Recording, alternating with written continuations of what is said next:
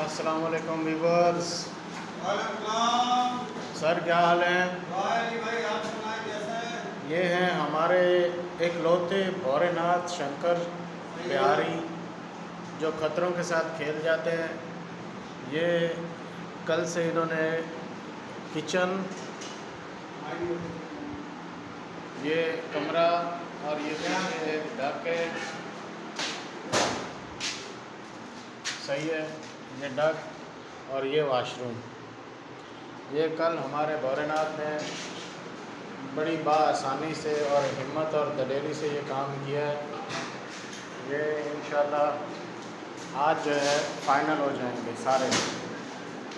तो हमारे भौरेनाथ जो हैं दिल से काम करते हैं, इनको अप्रिशिएट किया करें, इनका हौसला बढ़ाया करें और इनको दुआओं में याद रखा करें।